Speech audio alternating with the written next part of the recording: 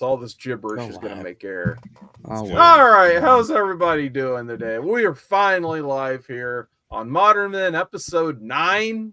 We're already up to episode 9, guys. 9. And we got the Great Legend Show. He's hanging out in the chat with the Perry eyeballs there. What is going on, Great Legend?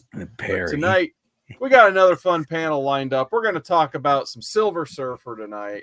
And we're going to talk about the all-new Marvel Now run from Dan Slott and Mike Allred.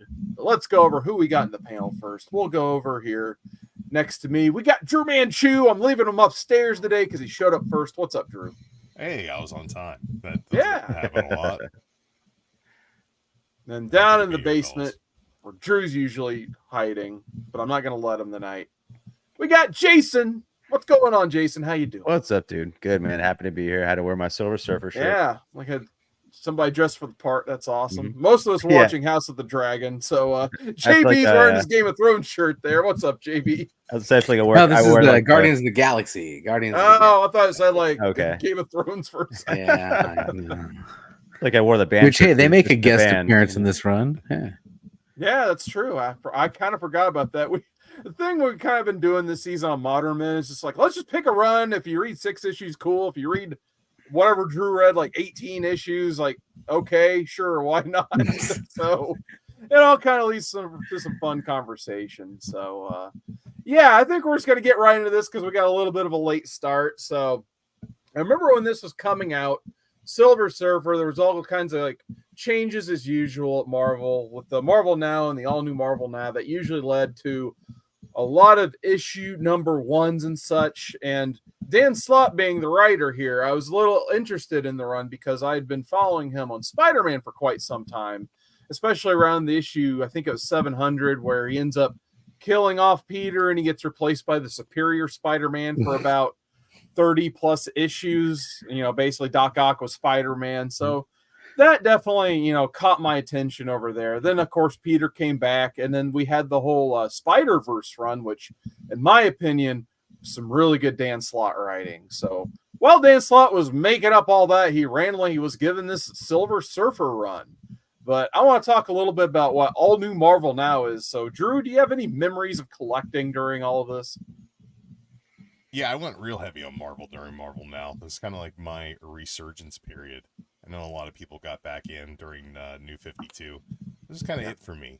I was heading to the comic shop every once in a while to pick up, trades for the most part and dig for back issues, but I wasn't really reading a lot of new stuff. And the Marvel Now stuff really grabbed my attention. This was kind of late in the Marvel Now run. There wasn't a whole lot of cosmic stuff going on outside of the Guardians of the Galaxy.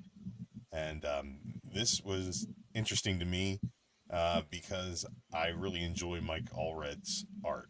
Big fan of his, was it Madman stuff? Yeah. And I really enjoy his work. He was also, right prior to this, doing FF, the Future Foundation book, where the Fantastic Four was lost, and Scott Lang ran the team with She-Hulk and Darla Deerling or whatever her name is, and Medusa from the Inhumans, and that's a fun book as well. We should probably read that at some point if you guys enjoyed this art at all. It's the same, but I really enjoyed this story, and Dan Slott was doing some interesting stuff with Spider-Man, Spider-Verse stuff, which has all become very much ubiquitous when you think of Spider-Man at this point is Spider-Verse. The movies stole all of Dan Slott's great ideas, so maybe they'll make a Silver Surfer movie that's just like Doctor Who. Yeah, I was gonna wait till later to mention it, but there is a ton of Doctor Who type storytelling in these runs, I guess I should say, of Silver Surfer, because there are 2 runs technically. But every time someone would sequester him on Twitter about, like, hey, it seems like you kind of like Doctor Who. Maybe you should, watch that show if you're interested in, the way you're writing this. And then his only response would be posting pictures of him at cons with photo ops of like David Tennant and Matt Smith and Karen Gillan and all of the actors and actresses he's met from Doctor Who, which is quite the extensive list. So that was kind of his way of saying, like, you don't say, So yeah, I always kind of enjoyed his responses to the fans who didn't think he knew about Doctor Who. But did you guys downstairs there have any recollection of the Marvel Now or the all new Marvel Now stuff as it was coming out? I'll tell you what, this is about 4 years prior to me coming back. I think I came back around 2018 and started, reading in new comic books again. And so I'm unfamiliar with this run, and Drew's probably the perfect person to tell us, is this a full reboot across all titles of Marvel happening in 2014? No. Marvel this is one continuity from the beginning. Like they soft reboot things here and there, and there's like little retcons. But so this is Elseworld stories type stuff. What is Marvel? No. Marvel Now is just another money grab to get a bunch of new number ones. What is this? It was the initiative of being we're going to look at the line, and it's kind of like a reset of continuity, but it's not a reboot at all. It's basically saying, like, right now, everybody's going to get a new number one at the same time. All the continuity is going to kind of play with each other, whatever's going on in Avengers is going to impact Captain America in his own book. Whatever's going on, and so it's kind of it does cross all lines. This event was crossing everything in Marvel. Yeah, it's a line-wide sales initiative where they're basically saying that now this is where the Marvel universe starts. But it always started in the '60s. All those stories happened. Well, Marvel has never done a reboot. They had the opportunity after Secret Wars, and they were basically like, nah, like we're not going to do that. DC, on the other hand, reboots like every other weekend. They're like, oh, well, we got a million Earths. Let's collide them all together. Now there's one. And now there's 52 now. And then, well, now we have 452 because there's a multiverse. Like, whatever. Don't forget about the negative multiverse, Drew. The disjointed continuity of DC Comics is what it is. Marvel, it's like if something happened to Spider-Man in 1973, it happened. And they might find a way to explain why it happened a little differently here and there, but like it happened. So like they don't reboot the whole deal. This thing with the Silver Surfer, like they do call back to in the 90s, he was trapped on Earth, or was it the 80s? Mm-hmm. He was trapped on Earth, and now he can leave. But like his biggest nightmare is being trapped on Earth. He wants to be able to surf the cosmos. So like that continuity lives. The Defenders haven't been a team since the 80s. So like the fact that he's, talking about his buddies from the Defenders, obviously that continuity lives as well. So there's a lot of new stuff in this book, but it's not like a reboot of Silver Surfer continuity. It's just a very different take on the character. Well, I do appreciate Dan's interpretation on the Silver Surfer, because I'll tell you, I've read some Silver Surfer and he tends to be very wordy. Yes. and rambles on and has long exposition, and Dan really cut that down and had a lot of fun, quirky back and forth with his little comedic character that we'll talk about later. But yeah, I look forward to talking about this one. Yeah, I feel like Silver Surfer was for the heady drug culture. it to a certain point, and then he became the kind of the nerdy school shooter edgy character for a certain point as well, kind of like that Ghost Rider kind of vibe in there. No judgments on big fans of either.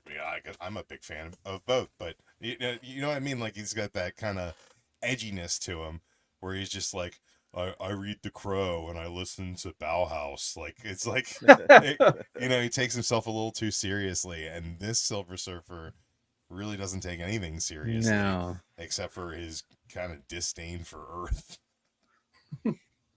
What about you, Jason? I know you're trying to get your answer out earlier when we were talking about Marvel now. Do you have any memories around this time of the current state of Marvel? Yeah, I didn't come in yet. I was around Marvel Legacy and DC Rebirth, maybe after this, right? Yeah, exactly. So that's where I came in. Because I feel like we probably wouldn't have gotten DC Rebirth if it wasn't for Marvel Now, if that makes sense. Because I feel like a lot of the storytelling and why they made Marvel Now is to make, their stuff kind of accessible to new readers. But they kind of were taking notes on what DC was doing with the New 52 with a total line reboot. And they're just like, well, we don't want to do anything that extreme, but we'll at least go like all new number ones, kind of make the books more seasonal instead of getting up to these like 500 numbers until, people complain about it. Then we'll do Marvel Legacy, and then we'll do all new Marvel Now Legacy or whatever they've done now. And all new, all different. Yeah, all new, exactly. all different. Yeah. Point ones. Yeah, there were point ones around this point, and I feel like in their simplicity, they were still very complicated, unfortunately. But luckily, Silver Surfer is one of those titles I felt like did a very good job standing on its own. But yeah, let's go ahead and get into the first volume here. So before we even do that, like Mike Allred, like his art, I'm just going to score it a 10 out of 10 right now. Like, I think for me, like his art is the star of the show. Now, I don't know if everyone here is going to agree with that, but I've always been a fan, but I think this is my favorite work that I've seen him do for me personally. So for me, the art is the star of the show, but the writing I think is very good here. So it starts off with you meet the Greenwood family, specifically Don Greenwood, who turns out to be, basically Silver Surfer's companion here. And you think a Silver Surfer story would start like with this big like cosmic outlook, and it's just like, how much do you really need to know about Silver Surfer beforehand? So, Drew, what did you think about, kind of starting off grounded on Earth with, just a human character who doesn't travel too much? I think it gave this book a bit of whimsy and a little bit of, I don't know, a fairy tale type feel to it that you kind of need in order to suspend disbelief that these two characters are entwined. Starting with her gave you the opportunity to see that. Starting with basically they're cosmically entwined because she wished upon a star, which was the Silver Surfer. So her wish basically is being granted throughout this run. And it's real fun. They flirt with a lot of romance between the characters that doesn't really exist. Kind of very Doctor Who in that situation. And I really enjoy that. I think Dawn is a character that is relatable. I think that the people around her are relatable. I think that her father is a fun character that we get to interact with here and there. Her sister gives her something to play off of. And she brings that energy from her life into outer space and weird and wacky adventures. And it's fun. But I do like the way that it's grounded on Earth. And I think that Anchor Bay plays a real big role in this story. And the fact that it is her anchor to her reality isn't lost, I think, as a pretty on-the-face metaphor throughout this book. So, yeah, I like how it started on Earth and was very grounded. Yeah.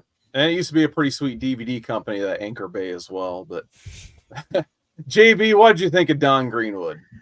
I like the way that how quickly Dan makes me care about a backstory about somebody. How within just a few panels, few pages, I feel her pain, or not pain. It is pain, as her sister travels the world, and she is. I want to be here. This everything you want is here, but is it? No, it's not. You want to be somewhere else, and he does it so quickly with just a few panels. Very well done. And then, as you mentioned, the art. I'm not going to go straight to 10 because I think that's kind of crazy. There's a couple of things in here that make me. Cringe a little bit, like that Hulk during that Defenders run. That's got to be the worst Hulk I've ever seen. But beyond that, the artwork is fantastic, and it helps tell the story very quickly. That you end up caring about this character who ends up being linked to Silver Surfer, and you're like, how the hell does that happen? Well, it happens on the first page, so pay attention. Right. Yeah.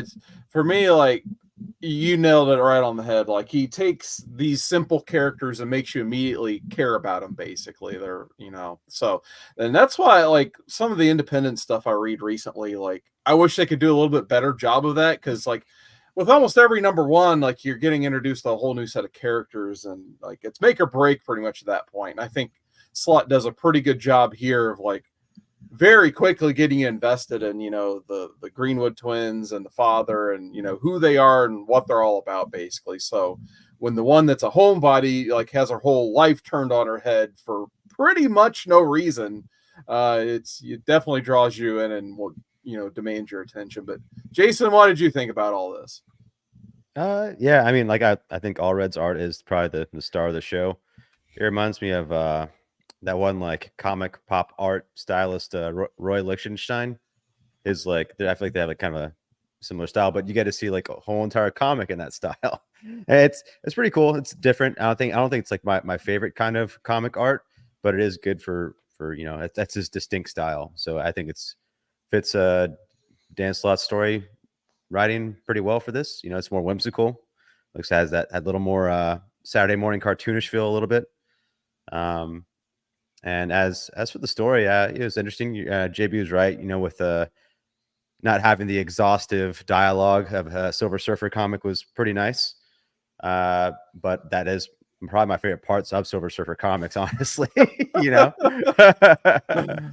But yeah, for me, this felt like one big dad joke, the whole entire, like, comic. I don't know. I don't think it's right. Like my kind of favorite thing.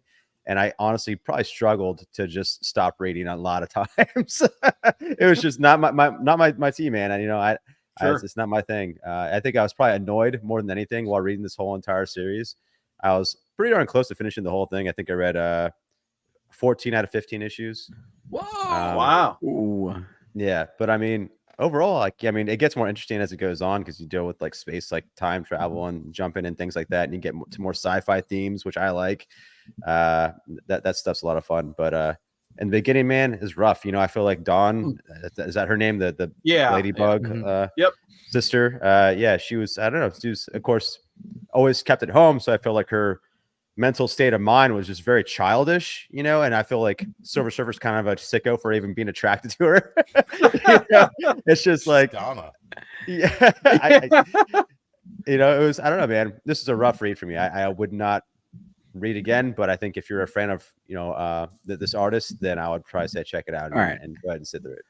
I disagree. I think the way he played, even at the very beginning, where as she's wishing on the star, Silver Surfer's got dialogue, which you're thinking he's talking about Earth, but he ain't talking about Earth. He's talking about reviving some little tiny star, which is feeding these little tiny people on these little tiny planets.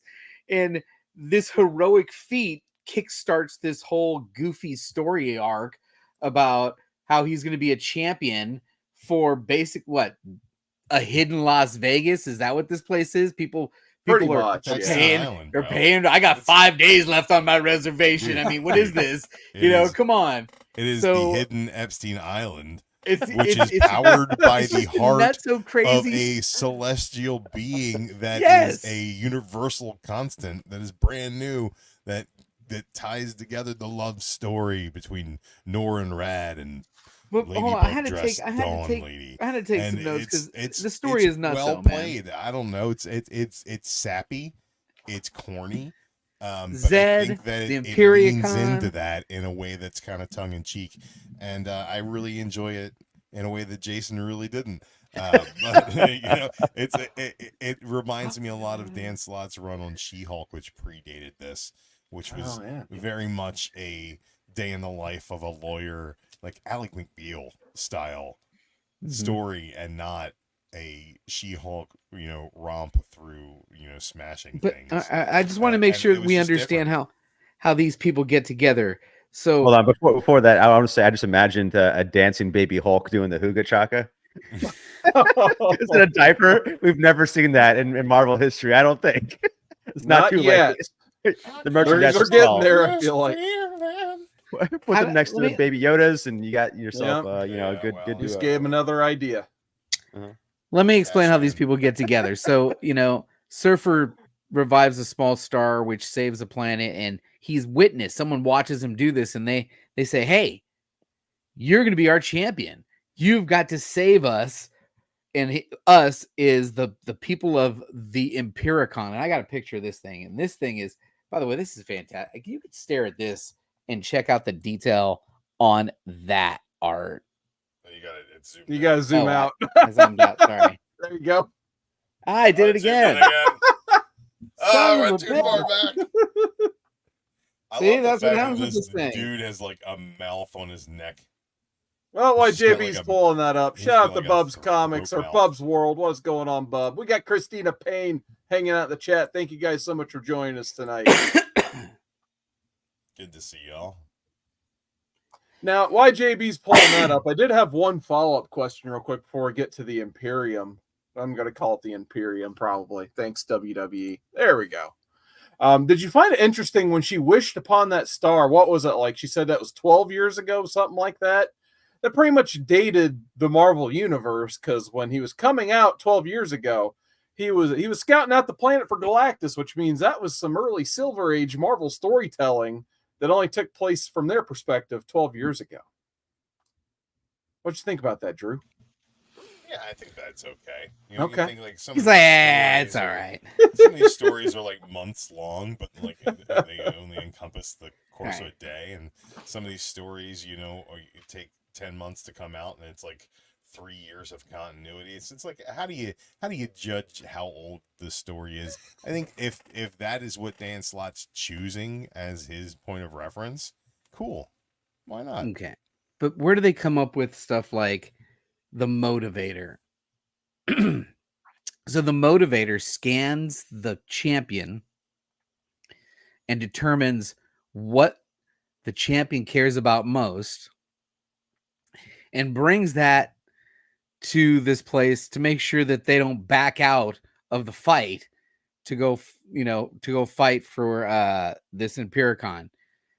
And when Silver Surfer's like, you don't need to do that. I got you. I'll take care of it. I got it. Don't worry about it. And like, no, that's not how it works. We're going to bring the person he's thinking, my she's already wife, here. Like Shalabah. Shalabah, who you bring in? And they bring in, and he's like, I don't even know who this is. Who? I don't even know this person. Yeah.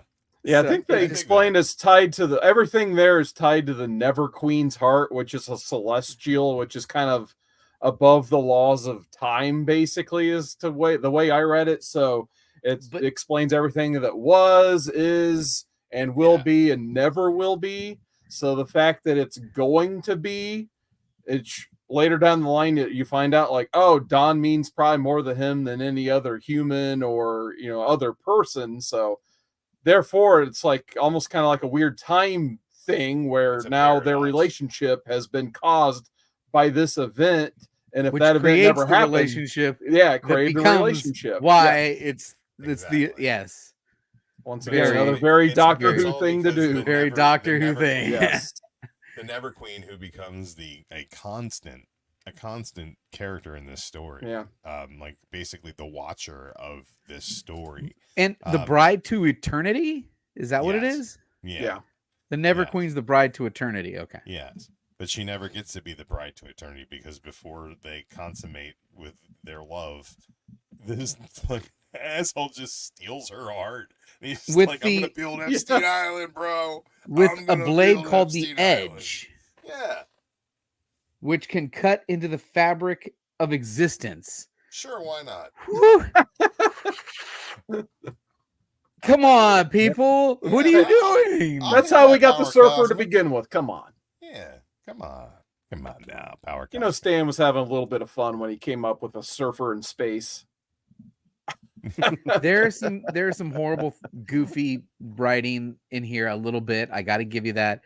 When Surfer goes to rescue her, after destroying the robots so that nobody could see him, and he hides in his little costume, and he just on this whole Vegas planet, which was supposed to be the size of 4 cities or whatever it is, he just crash lands right in their path, and they end up walking right past him. She's helping him up. Hey, Are you all right? I mean, that's just stupid, man.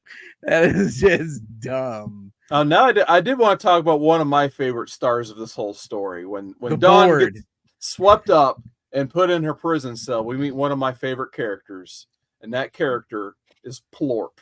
Plorp. You're gonna say Plorp. Plorp. I knew it. I have to talk about Plorp. Just throwing up acid everywhere. Yeah, he just pukes acid, and that's how they escape. The plorping acid, or whatever. Like half his adjectives, nouns, verbs are all just the word plorp, and that's amazing for some reason. Drew, did you like Plorp? I love Plorp, but I love all the characters in this. The father of the fallen champion, Yeah. who just like keeps screaming his battle cry. He does. Just settle down, dude. And the fact that they're like running for the escape pods, and the surfer's And he's like, like, well, there should be one every 50 feet. Yeah, because there's like this one place every is built 50 to feet. the What are you for guys like doing? 30 minutes. and he's like talking to the dude whose head looks like a brain. And he's like, people think because my head looks like a brain that I know where I go. Come on, Jason, you gotta admit It's this was great. comedy. I It know, was but funny. there's just there's some good moments. But like I said before, it's like one big long dad joke. Sometimes it's like, oh, all right, It's like a we get 70s it. Sitcom. Yeah, It was true. like a Saturday sitcom. It's like a 70s sitcom in my mind, and at the same time, it's got a Doctor Who vibe to it as well. And the art is like the only way I can describe Mike Allred's art. It's like Jack Kirby through the lens of like Dutch cartoonists, and it's got such a 60s pop sensibility to it that it just like it conveys the classic Marvel ideas in a way that's completely different, but at the same time so natural. It's Yeah, I really definitely well enjoyed that. done. Laura, his wife, does all of his colors as well. I think they're a great team. I think that Slott throws a lot of slapsticky, goofy, corny shtick at them, and they do a great job conveying it. And I don't know. I think this book is like, for me, it's pretty perfect in the presentation of what it is. I don't think it maybe is the best art ever. I don't think it's the best story ever. I don't think it has the best action ever. I don't think it's the funniest book ever. But the fact that it kind of chooses to be what it is, kind of unabashedly, and it does that very, very well. All right. Examples of some of the things that I've never heard done before that were awesome. The board's name To Me.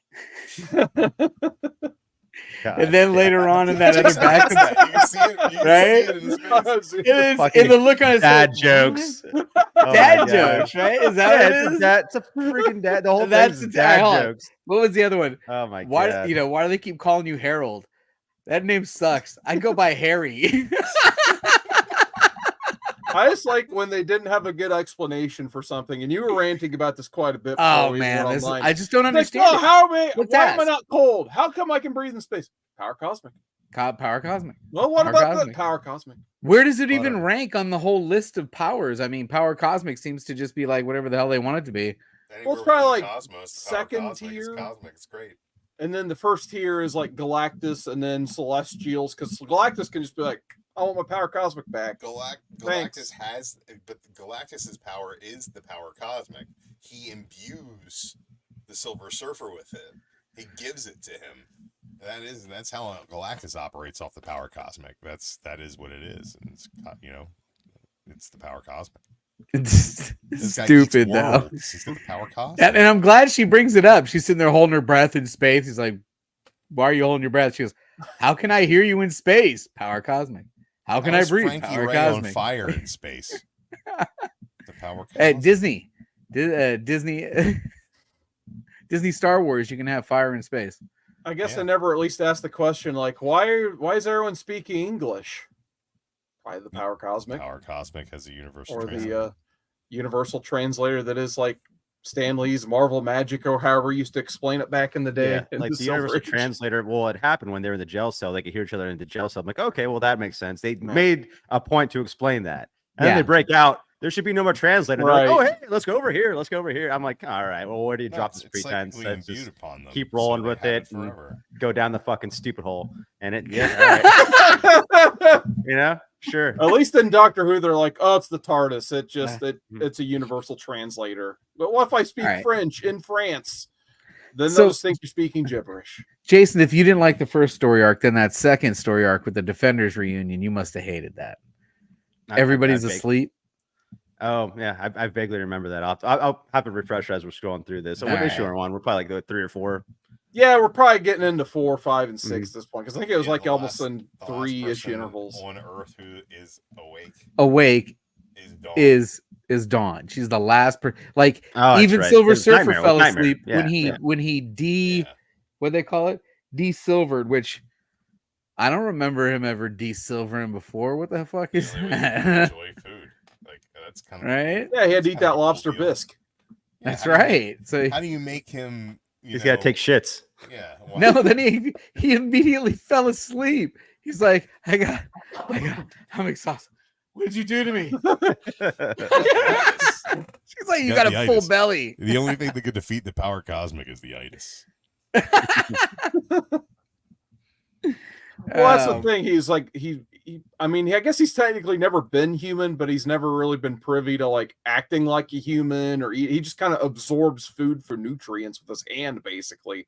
Yeah. And Don's just like, why don't you sit down for a meal and take off your shiny effect? So then he does, and he's just like, this is delicious. I should do this more often. And he falls asleep from eating too much. So I did Alright. enjoy that in part every of it. way that Dawn is opened to new experiences by hanging out with the Surfer throughout this run. She looks at him and says, "What's wrong with you? Can't you just be a normal person?" And he doesn't know what that means, and he learns what being a person is through hanging out with Dawn. So it's kind of a reciprocal relationship when you look at it throughout the run. Now- and it's kind of played slowly through the lens of a sitcom, will they, won't they, that I can see why some people might find insufferable, but I find it endearing.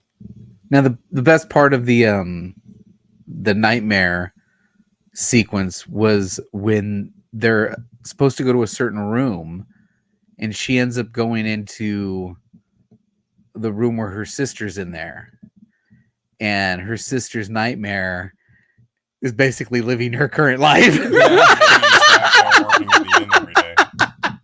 This is what her current life is her sister's literal freaking nightmare. Yeah. Well, and Surfer's nightmare is he can't escape either. Like he's trapped on Earth again. Like because when Galactus cast his thing for years and he couldn't escape, apparently that was his worst nightmare, is being trapped on Earth too. They So that come was- back to Earth, they get stopped by the Guardians of the Galaxy at like Yeah, the border. And The border. it's like, are you bringing in any weird fauna? She's like, is that really a tree and a talking raccoon? Asking us if we're bringing in any weird plants. He accused Yeah, them that of was being weird. TSA, and they did not like that. Yeah. That was pretty funny. I just That's like pretty Captain Marvel was just like, hey, I've heard of that like Imperium place. Like, how was that? I was like, oh, we blew it up. Yeah, we blew Like, it up. of course you did. You're the Silver Sounds Surfer. about right. Yeah. But yeah, the Nightmare arc for me was, I mean, I still enjoyed it, but probably was the weakest storytelling of Yeah. the whole run, at least as far as I read this time. Just because, yeah, like, what are the odds that she would be the only person out of like, what, 6 billion to like not fall asleep, basically? Like, that was just kind of goofy. And the fact that like Doctor Strange just run around in a non-corporeal form and the Hulk kind of doesn't count because Bruce Banner was asleep, I guess. So it was just Hulk at the wheel that JB didn't like, of course. That was So worse drawn. He's like I- the Hulk trying to use the pen. That was stupid. Come on. I did enjoy the background drawings of Allred, where it's just the couch is just eating somebody randomly, and then it's just like, what is that all about? And then you find out it's someone's nightmare, and I did appreciate the background art. By the way, shout out to the great legend. He's his new favorite wrestler is Brooks Jensen for some reason. But anyway, I want to get to the. Actually, JB, did you have any other notes? Because I think we're gonna get into the third arc, which you didn't get a chance to read too much. Well, I wanted to mention that I did think I never gave my score, but as far as the artwork's concerned, even with a few things, this has got to be high 8 out of 10 kind of stuff. It just makes the read so easy and flow, and it's nice to look at. The last arc that I was in was where he takes her to the little show and ends up punching that shark in the face, which was kind of crazy. And she mentions why are they calling you Harold? But more banter between the two. There is a big decision that happens at the end of that first story arc, though, where like she gets permission to leave the fold. Dad's like, I got you, and sister's like, I got you, and she's like, well, I guess it's just up to you. And would you really be toting along some human, along if you really wanted to, race the spaceways? That would have been, yeah, you got permission. Here's keys. Go take a drive to the coast, the other coast or something. I don't have to take you out into space. But I guess that's what turns the story into the story. That felt kind of like, really? You're going to fucking take her? I thought you'd have to come back and save her again or something. I thought the connection was going to be you're continually going to have to save her life. But hey. Well, they pretty much addressed that immediately. Like at the start of the next issue, she's just like, I got to go to the bathroom. And she's like, we're not even to the next, we're barely off Earth. Like, why? And then she's like, I'm hungry. Like, come on. So like, I gotta go to the bathroom. I was like, I knew Jason was gonna hate that. Oh my God. At least they got it out of their system quick, I guess. Let me ask you guys this. Yeah. You ever take a girl anywhere? Because that's kind of how it goes. I don't think any of us are going to comment on that. Exactly. Let me speak for the group. I'll sleep on the couch. But I dug the third arc though, which I kind of consider like the whole like what does it mean that he was a herald? Which in my opinion, this is like almost the most Doctor Who arc, because the point of having a companion there is kind of just to ask the questions so the viewer can hear the answer basically. And you think if you read from issue 1 only, or like for Doctor Who, most people started in like the 2005 revival. So you don't really know of all of the bad shit that this character has done previously. So when Surfer gets this one planet, it is filled with refugees from all of the planets that Galactus has eaten, basically. So the longer they stay there, because she ends up like flying the board, having fun with it, and then they stop for an ice cream, basically, and people start to recognize like, oh, that's the Herald of Galactus, and that's when she's just like, all right, why is your name Harold? And it's like, because he used to go to planets and tell Galactus to go eat them, so they wouldn't eat his home planet, and that's where it kind of gets dark for the first time. And Don's like, who the hell have I been traveling with? And that's, the same thing for Doctor Who. That's just the Time War. He ends up killing off like the bad guys, but he also kills off his entire species. So when his companions always find out about this, they're just like, can you take me home now? This is kind of deep. So this is terrible. So this is pretty much like the most Doctor Who run, in my opinion, of the whole run so far. Drew, what did you think? I completely agree. I do dig how like he is basically seen as the guy who's like, which one of your planets have the ooeyest gooeyest center for my boss to notch on. It's like he's doing the ultimate like coffee run and going to the place that has the freshest donuts. And these people are just like, oh no, you destroyed my entire life. My entire society is gone. All my loved ones are dead. That's it. I mean, good. You can run around with this chick and have fun. Glad everything's working out for you, sir. Looks like he's having fun. Yeah. Oh yeah. She looks like she's fun, dude. She's got those chucks and them tit-tats. She got those chucks, man. I'm just saying, like, she looks like she's a good time, and he looks like he's having fun. And I wouldn't mind taking her for a ride in the spaceways myself. But if you're known for being the hey, come look over here guy for the guy that eats people's planets, that's not going to sit too well with your soul, and it's not going to sit too well with those who are finding out about it for the first time. Yeah, it really doesn't work out when Don playing with the surfboard inadvertently drew Galactus to the refugee planet. Jason, did you have any thoughts on this third? I guess it would be the third arc of this run. No, I thought this was a great idea for a story. Have Silver Surfer interact with the lone survivors of all the worlds he destroyed. Yeah, great premise. And I guess, some of the species are able to breed. I thought it was really cool how they had the graveyard of those that couldn't pass on. It's just like the last of their species type graveyard. That was really cool. But great ideas for this story for sure. Some of the interactions, I'm sure, or writing for the dialogue, I'm sure I'm probably not a fan of if I read it again, but the great premises. I thought it was a great idea. That's cool stuff. So it was probably my favorite arc so far. Yeah. Not Jason, I definitely get your arguments, especially around, because I'm trying to think of what issue this one would probably like almost issue 7, issue 8. And at that point, if you're reading it monthly, you're just like, okay, I get it. Like Dawn is there, she provides some comedic relief. She asks the questions so Surfer can answer.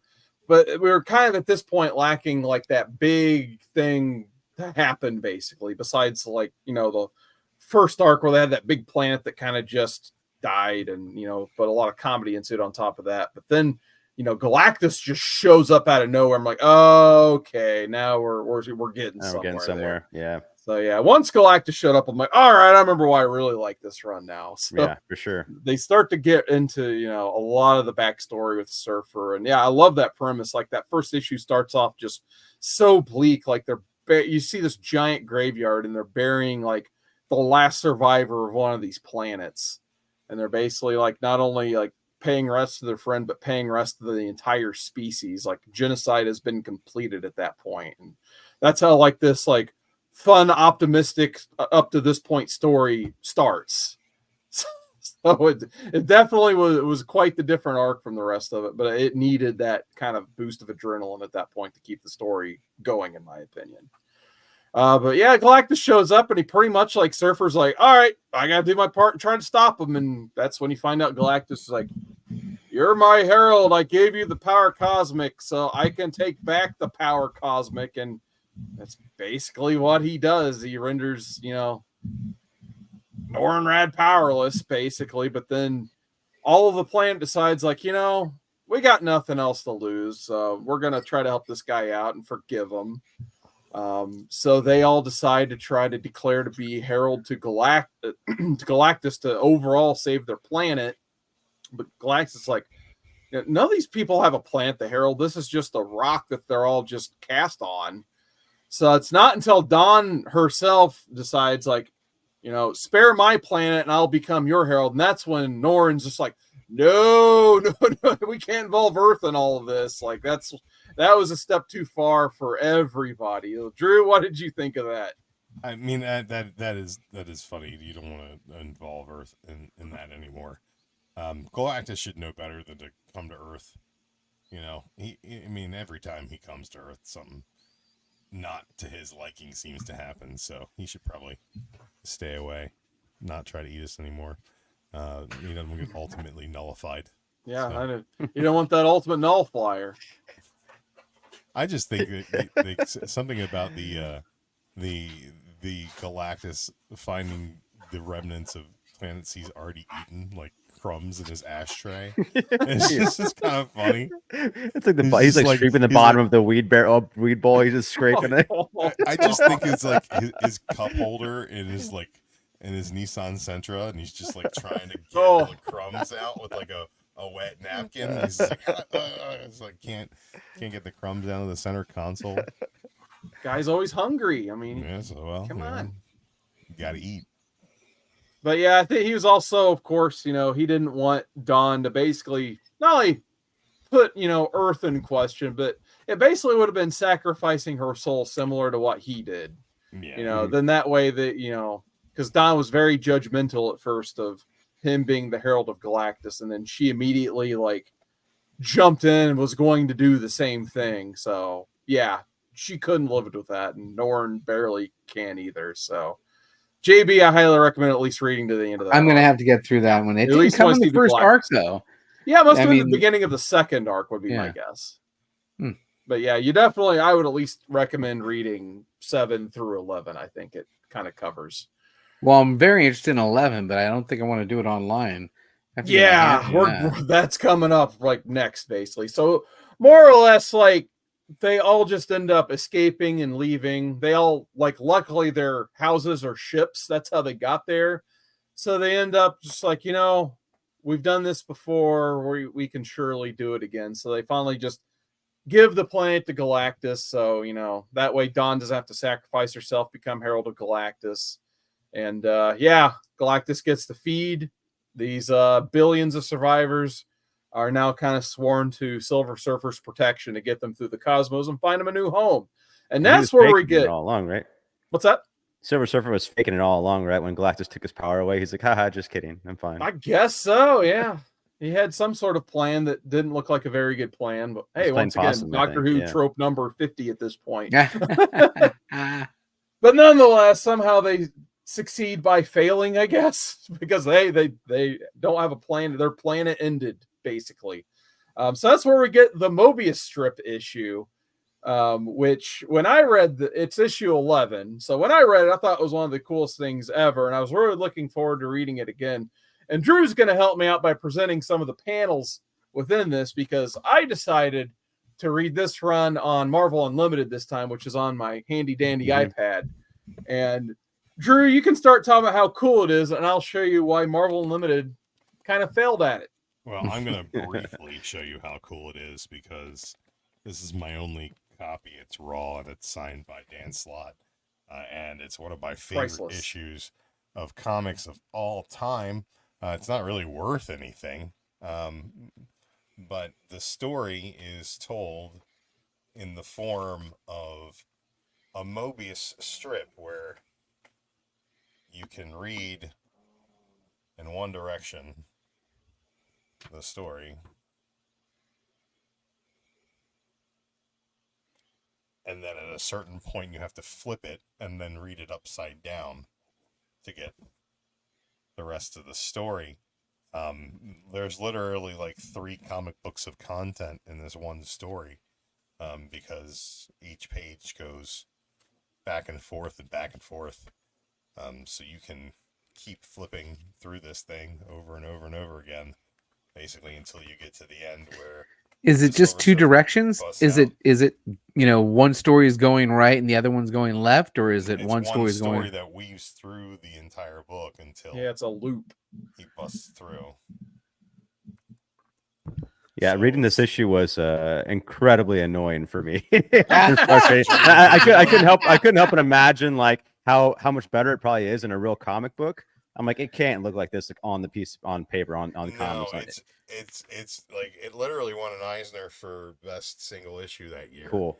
The story itself was so frustrating, man. Because they literally repeated so much of the same art, so much of the same stuff over and over. You're reading the same thing over and over and over and over again. Yeah, and then some are from different perspectives, but then later on it repeats from the same perspective you just read. Yeah, so you probably read the same version I did, Jason. Yeah, I'll just demonstrate it here then. So here, the opening page is pretty standard. It kind of just gives you a brief description of what's happened. Don and Norrin aren't getting along, and then remember what Drew showed you. There was the top and then the bottom.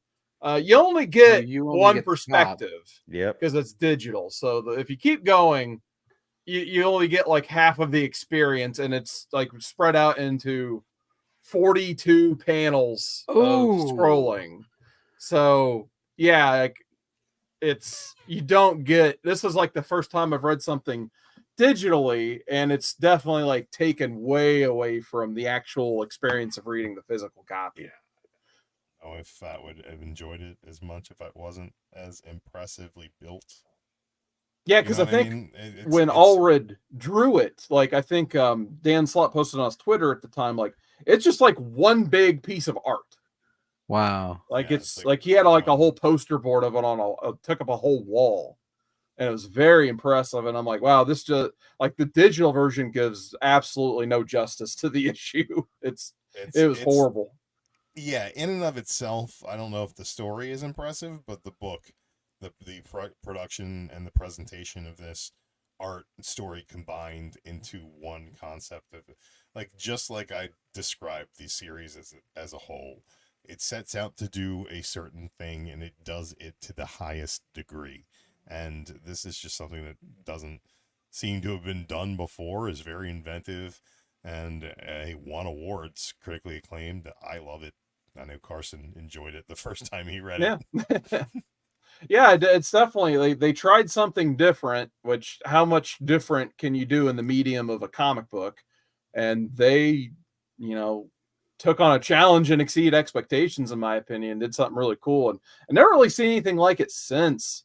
But yeah, it just shows you like, oh, there is, you know, definitely several uses into getting physical copies of stuff. Not that I want to detract anyone from reading their stuff digitally, because obviously I read a lot of my stuff digitally too. But yeah, there was a lot of experience lost reading this on Marvel Unlimited versus pulling the issue off of my wall up there and reading it. It's certainly not.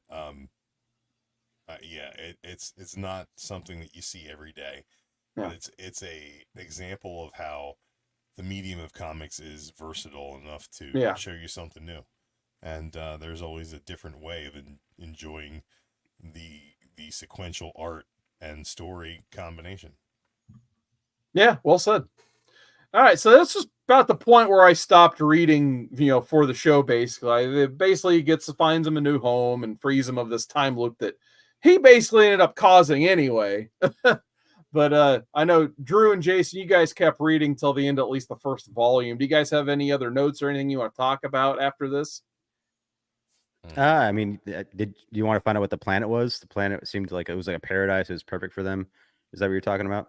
Yeah, I read it a long time ago, but it's definitely not fresh in my head because I stopped reading at issue 11 for the show. So if you guys want to go ahead and talk about that, knock yourselves out. I can do it real quick. You know, I guess they're going from planet to planet trying to find like a new place to live, but it's hard to find a new place to live when there's so many different species and so many different variants. You know, there's so many health complications to like a good percentage of the population wherever they go. So it's constantly like a sacrifice of like, oh, well, do you want to sacrifice like 2,000 people for the betterment of like millions? You know, like what do we want to do? Like, no, we got to keep going, keep finding a new planet. Finally, they find one. It's like perfect, and no one has any allergies. You know, finally, no one's throwing up. You know, it's fine. And then it seems to like change and make things like better for everyone individually too as well. And then eventually you find out there's some ulterior things happening. Drew, if you want to take over after that. I don't really remember, to be honest. Okay. I'm only thinking right now of the end of days stuff that I just skimmed through just for the art. Okay. Well, yeah, it was just a planet that like was wanting to keep them there. I mean, it had no ulterior motives. Honestly, it seemed like it just wanted to make them happy and have a cohabitation thing going on. Like, you know, oh, just live here. Don't leave me. But then some people were like, oh, you lied to me and whatever. I can't take that. And I'm just going to, you know, go somewhere else. Or like, I guess one of the people there was like a warrior. And it was like kind of like her sense of being and personality was to hunt. So whenever they had a threat, like this wild boar attacked them, she hunted it, but it was too perfect, too easy. She knew something was up, you know? So that's why she can't feel like she lives an honest life. So she goes along with everyone who doesn't feel like they lied to, you know, and they find another planet to somewhere else to go live. And that's the last you hear from them. You don't know what happens to them. And just, you know, goes back to Silver Surfer and you know, the girl, whatever. Does Blurb keep coming back and reappearing, you know, with the team of people to save her? I wish. Over and over. I don't think just so. the one time. Yeah.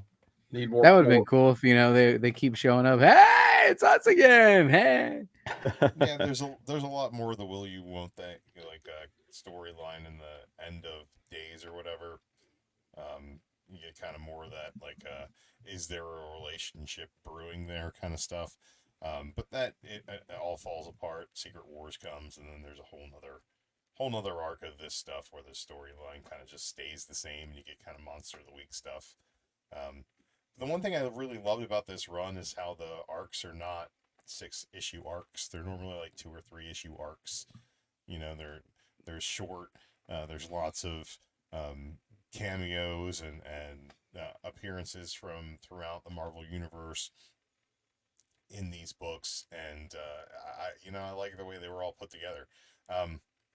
Like I said, I after issue 11, when I reread this, I've read it twice, and then I just skimmed over the last 4 or 5 issues of the run. Go, yeah, there's some good art in there, some good stuff. It's funny jokes. I don't really retain any of it. I don't know if I would go back and read the second half of what became the omnibus of these creators. At this point, like, it's sitting in the box right over there. But I read as much of this as I think I probably need to, but I really enjoyed it. I thought it was great. And again, issue number 11, if you have the opportunity to experience it in its glory, it's something that's very different and fun. Did you get a chance to read any of the stuff they wrote after this one, like the next volumes? You know, the next kind of miniseries. I read it when it came out. Yeah, but same. I didn't really. I don't. Did he bring back Dawn, the girl and stuff? Yeah, it's basically why there's 2 volumes of Secret Wars happened, and that's why it was like they just had to do a new number 1 because they didn't, like Drew said earlier, like they could have rebooted everything after Secret Wars, and it sounded like they were going to, and then they just kind of didn't. So the next Silver Surfer number 1 may as well be just a continuation of this series directly. Yeah, the Secret Wars like kind of tie in a weird issue that was happening after, you know, where they left that planet. It was more like the Silver Surfer and the girl trying to recreate everything. They found themselves into like a pocket dimension, and where, you know, it was kind of like they were in charge of creation in the universe. So, you know, she was more in charge of you know, creating the world, of how she remembered Earth, and then Silver Surfer was like for the universe. And then I guess she needed his help because she's only known stuff through books and traveling, like just through her sister's, you know, postcards. Like everything was 2-dimensional, like in the universe. It was flat. It was like, you know, and even I guess they were making on the body of some big cosmic being. I forgot what it was, but he's like, you know, this is all wrong. It's all wrong. Stripper. Yeah, that's what it looked like. That's hilarious. Yeah, it was a trip. You know, I almost finished. I was a couple of pages from finishing it, but it was interesting enough. And there's only 2 issues left, so maybe I'll finish the last issue just to see the wrap up of this whole entire omnibus, I guess. But interesting stuff. Yeah. Yeah, I mean, I would say it's worth digging into. I'm just saying right now, I feel like I got my fill of it. I enjoy it. I like what it is, but the second volume's more of the same. And if this left you wanting in any sort of way, you're not going to seek fulfillment there.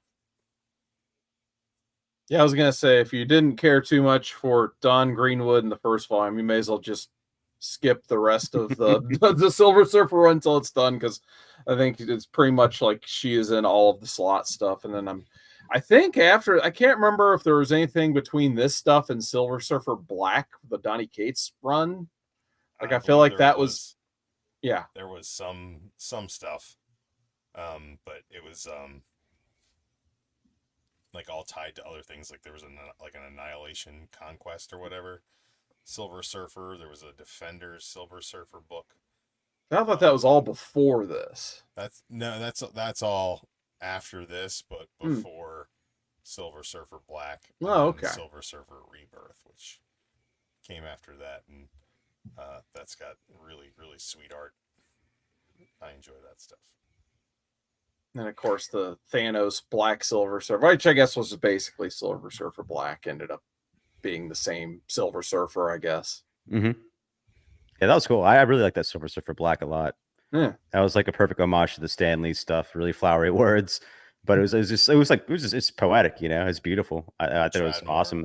Tradd was a good successor to this book, in my opinion. Yeah, for sure. And I guess also to, you know, put more on Tradd Moore's you know, greatness, his stuff. The Doctor Strange stuff he did was really good. Oh yeah, that was really good. That was awesome. So yeah, I think that if you're going to take anything that has a psychedelic nature to it, whether it be cosmic or magical, Tradd Moore on there will definitely have an opportunity to play in that playground. All right, so it sounds like we can get some final thoughts and scores here. So, JB, any final thoughts on Silver Surfer?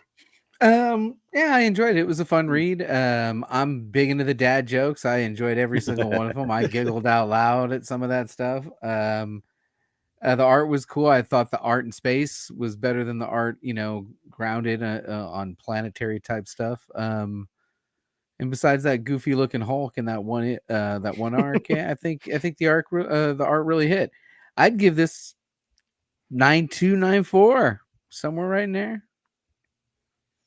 All right. What about you, Jason? What are your final thoughts?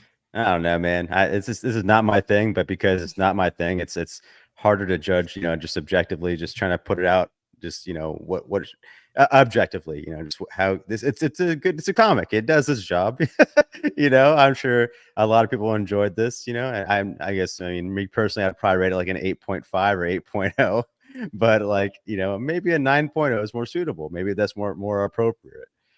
But it's not to my taste, not to my liking. Maybe it's one of those green label ones, or or no grade, maybe.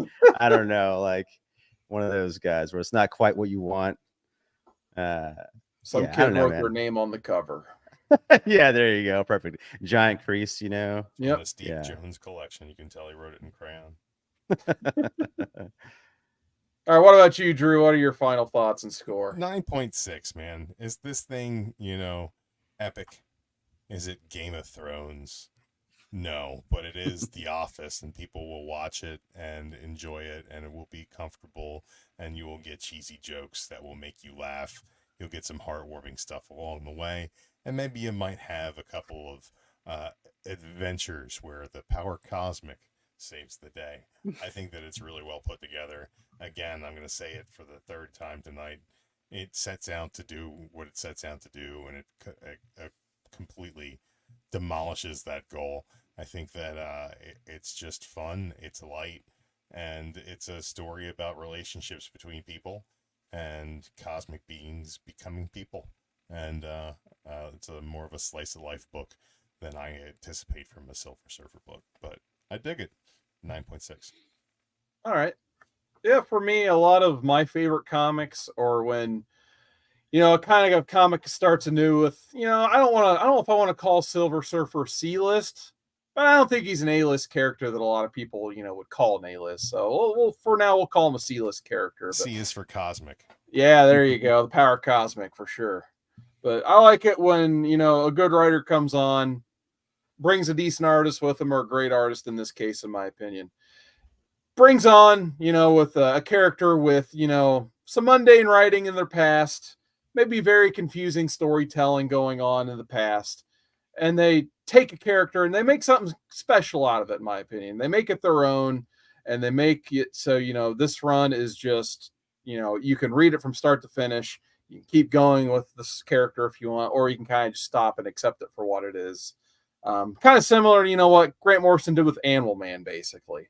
If you read that, you don't really need to know anything at all about Animal Man before you read that first issue. All you need to know is, what they tell you in the first couple pages, and you can kind of just take off from there and you'll be good. Or what Jeff Johns did with the Green Lantern, when he's just like, there's all this confusing crap that happened. We'll try to do our best to explain it and explain some of the stupidity, and then we'll try to make that all right, and then we'll go forward with some good storytelling. And I think that's what Dan Slott at least attempted to do here with Silver Surfer.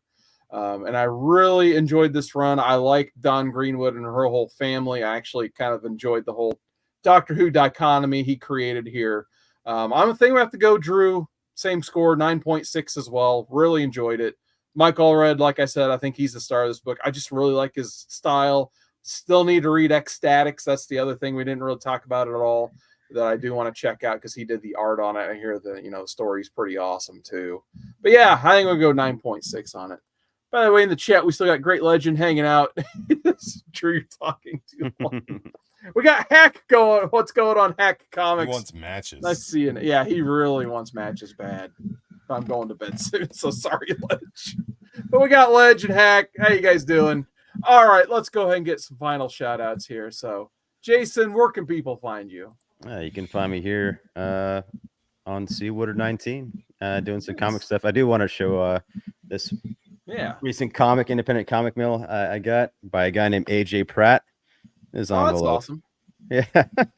Yeah, he does there's a bunch of like small, tiny, strange comics there. I'm gonna share my screen and show you guys what some of them are about. Let me hit the present button. All right. You can go to share screen. Shout out to the Party Pug. Right.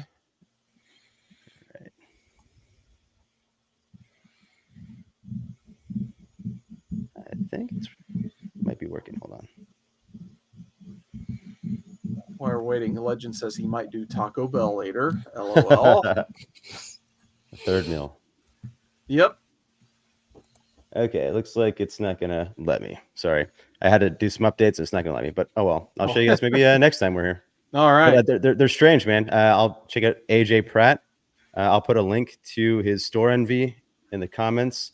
And it's up to you, maybe Carson, if you can share that actually on your screen, and I'll put it in the private chat, and then you can share it from your screen. Yeah, that'll work. All right. Once I see it pop up in the private chat, there it is. Why do that, JB? What do you got going on? Nothing. It's summer. The kids are out of school. We're traveling. I'll be on here the next time I'm on. So whenever we do this again, it'll be the next time I'm on. And beyond that, I am out and about, just enjoying the Pacific Northwest for all the beauty that is up here. If you've not been up here, wow, there's some amazing stuff up here. It was between the beaches in Oregon and the mountains and everything up in Washington. It's pretty nice up here. Purple Mountains Majesty, is that what they are? Yeah, I guess. Like the Greenwood family, he's ready to see the world. There you go. What about you, Drew? What are you up to nowadays? I'm sweating my ass off at work and driving myself mad, but eventually I'm going to end up in Cleveland, Ohio. Beautiful, tropical Cleveland, Ohio for WWE SummerSlam. So if you're going to be there, look me up. Yeah. I'm going to be the guy who's probably drunk and getting arrested. So keep your eyes peeled. I'll be there with you. Hell yeah. I'm stoked for that. It's going to be so fun. Yeah, it's in like, what, 3 weeks, basically? Less than 3 weeks now? I need to earn some more money. That's why I've been selling stuff on Facebook Marketplace just to, like, get these vacation fund built up for, like, the next 2 months. Legend says, you can find Drew looking at the lights on his back at 2K24. I don't know if I have time to play tonight, Ledge. Oh, we still got Hack hanging out. Thank you so much. This is for Drew, LOL.